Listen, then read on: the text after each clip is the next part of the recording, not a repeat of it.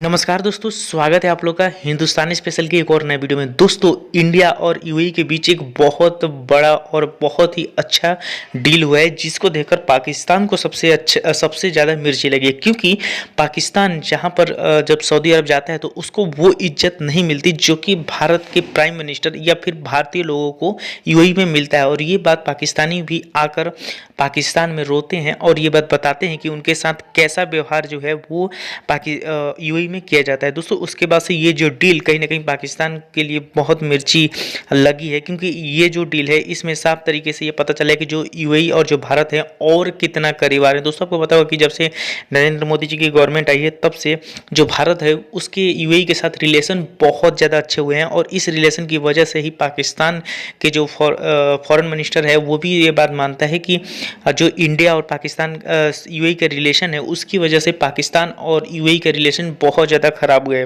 तो कहीं ना कहीं हमारी जो फॉरेन पॉलिसी है उसमें बहुत ज़्यादा एक अच्छाई देखने को मिली है और हम यूएई के सबसे ज़्यादा करीब जा रहे हैं, जिसकी वजह से हमें भी फ़ायदा होने वाला है और यूएई को भी फ़ायदा होने वाला है। तो चलिए वीडियो में आगे और बढ़ते हैं और देखते हैं कि पाकिस्तानी मीडिया इस डील पे क्या कहती है। आईएमएफ की डिक्टेशन पर ही सही, लेकिन खान साहब ने अवाम पाकिस्तान को रुलाने की इंतहा कर दी है। 3.5 साल आपको हो गए हैं और अब इमरान खान साहब फरमाते हैं मैं अब सोचने लोगों के कुछ ना कुछ करूं।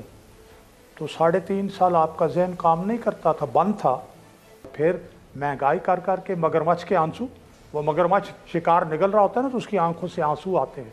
है कि भारत और यूएई ने $100 बिलियन को प्लान किया है ट्रेड का। अगर आपको पता है तो नहीं, मैं बता देता हूं कि तकरीबन $60 अरब की बायलैटरल ट्रेड जो है वो हो रही है। और वो कह रहे हैं कि हमने जो है वो इसको $100 बिलियन पे लेके जाना है। तुम हमारे लिए काम भी करोगे, मजदूरी भी करोगे, टैक्स भी दोगे, सरकारी खजाना भी भरोगे और उस सरकारी खजाने से में जमा होने वाले पैसे को हम जिस तरह जी चाहे खर्च करें। हम महल बनाएं, हम मर्सिडीजें लेकर आएं, हम कपड़े पहने, हम हेलीकॉप्टरों पे फिरें, हम पेंशनें लें। हम आईएमएफ की डिक्टेशन पर ही सही, लेकिन खान साहब ने अवाम पाकिस्तान को रुलाने की इंतहा कर दी है। नाकिबत अंदेश आदमी, उसने हमारे लिए वर्ल्ड कप जीता है, उसने पूरे 72 रन बनाए थे।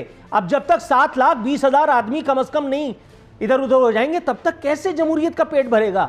अहमको, इस आदमी के आंसुओं पर, इसकी इस ढकोसलेबाजी पर ज्यादा तवज्जो मत दीजिएगा। ये एक जमहूरियत दुश्मन आदमी है जो नहीं चाहता कि इमरान खान जैसा हैंडसम आदमी मेरा और आपका वजीर आजम हो। इसको पागल को पता ही नहीं है कि शुमाइला ब्यूटी क्रीम लगाने से इमरान खान की जो खूबसूरती है उससे हमें कितने फयूज पहुंच रहे हैं, इसको पता ही नहीं है। बेवकूफ। पाकिस्तान की तारीख में इतनी बड़ी सरकारी डकैती आज से पहले नहीं पड़ी जितनी इस हुकूमत ने सुम्मा अल्हम्दुलिल्लाह हैंडसमता के कवर में मार दी है। अवाम जाए चूल्हे भाड़ में। 12 रुपए 3 पैसे का नोटिफिकेशन निकाल के 13 रुपए, मैं अपनी गाड़ी जो 12,000 रुपए में खींच रहा था अब मुझे 20,000 रुपए में पड़ेगी। चलो मैं आप हम सब खींच लेंगे, लेकिन वो एक आदमी जिसका महीने का खर्चा 20,000 रुपए है, उसके 4 बच्चे उसने पढ़ाने भी हैं, पालने भी हैं, उसने महीने का किराया भी देना है। उसको पता है कि इमरान खान कितना हैंडसम है, उसको पता है कि इमरान खान वर्ल्ड कप वाले बाबा हैं। 3.5 साल आपको हो गए हैं और अब इमरान खान साहब फरमाते हैं मैं अब सोचने लोगों के कुछ ना कुछ करूं। तो 3.5 साल आपका जहन काम नहीं करता था, बंद था।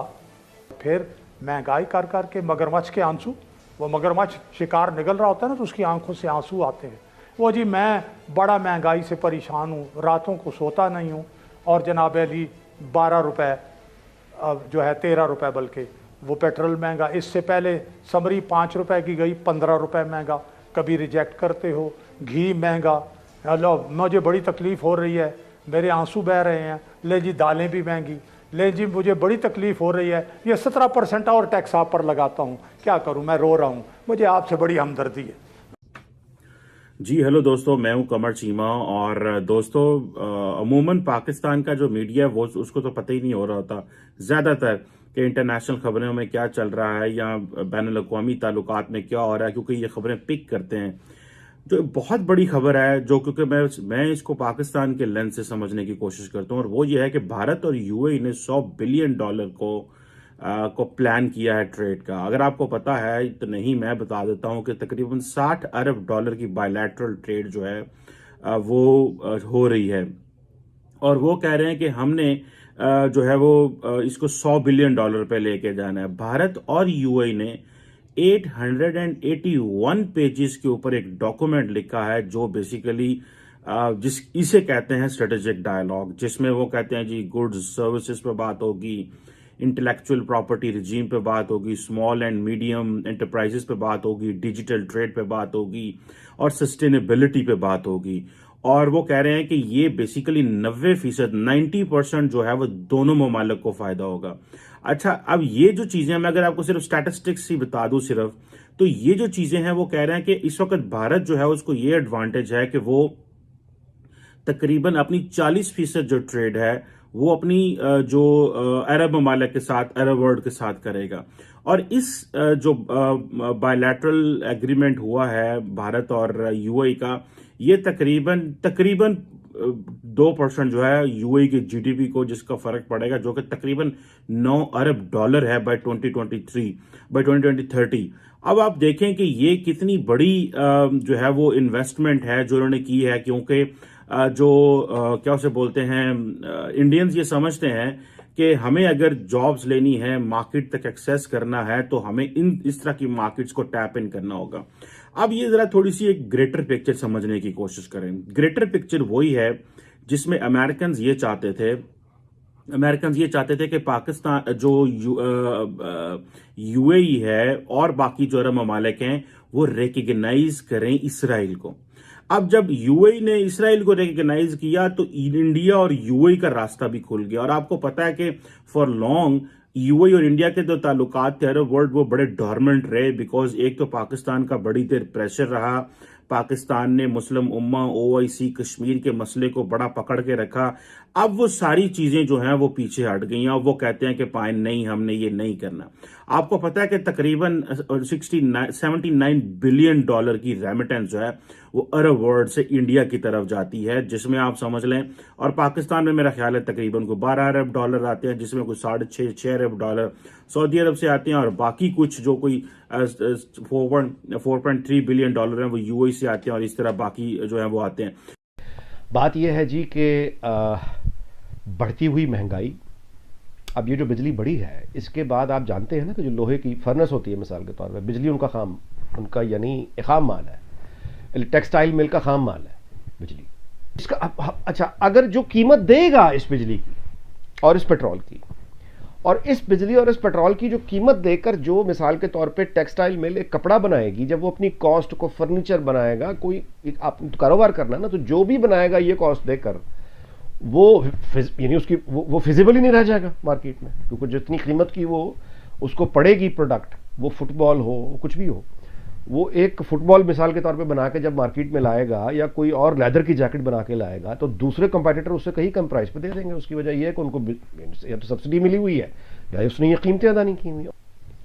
यानी ये ताकत का डायलॉग ये है कि हम जो मर्जी करें, जज ये कह रहे हैं, अदलिया, फौज और हुकूमत इसके साथ ही, आप छोटा जूनियर पार्टनर समझ लेना। ये बुनियादी तौर पे कानून या ऑर्डिनेंस का मतलब ये है, हमारा जो जी चाहता है वो हम करेंगे, तुम हमारा रास्ता नहीं रोक सकते।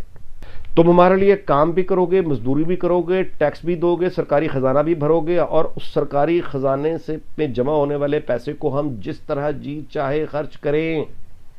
हम महल बनाएं, हम मर्सिडीजें लेकर आएं, हम कपड़े पहने, हम हेलीकॉप्टरों पे फिरें, हम पेंशनें लें, हम प्लॉट लें, हम रिटायरमेंट के बाद पाकिस्तान से बाहर रहें या पाकिस्तान के अंदर रहें, we are over and above the law.